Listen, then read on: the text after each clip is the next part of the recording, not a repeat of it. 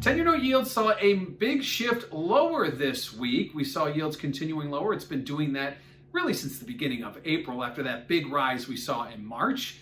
But this week we saw a continuation of that with a bit of a bigger decline late in the week. Today, actually, we saw a modest uptick in yields, getting us to 156.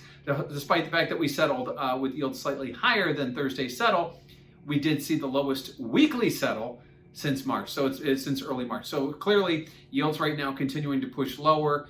Certainly, if you look at some of the economic data we've been getting, the inflation numbers, those are all indicators that yields would typically push yields higher, especially with the Fed saying they're going to continue to do what they're doing. So not a lot has changed. Perhaps a position shift here as yields were getting extended towards the end of March and things just reversed here.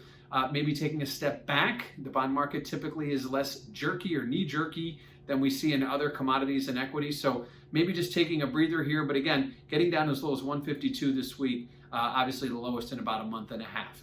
What has that done to market volatility? Well, if you check out that CVOL index over at cmegroup.com, you will notice that historically we've seen yields go up, volatility goes up, and vice versa. Well, we didn't see that yesterday. Yesterday we saw a big move lower in yields, but we did see volatility go up, possibly because we broke the trend, possibly because we broke the trend so quickly.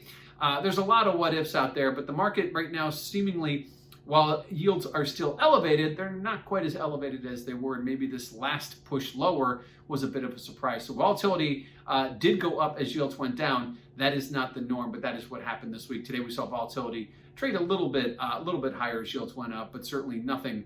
We're not near those highs that we put in going back to March, and of course going back to the pandemic a year ago.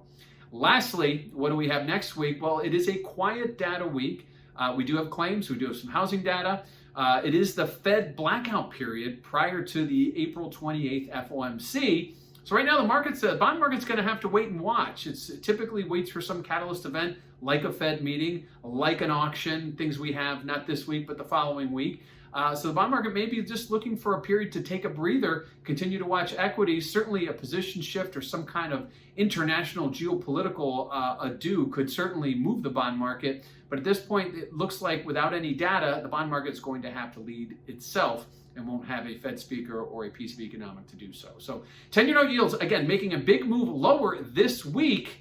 Again, after the big move in March, a reversal in April, and volatility, which had been trending lower as yields had gone lower, all of a sudden starts trending higher. It starts to tell you something. Maybe the bond market sees something the rest of us don't.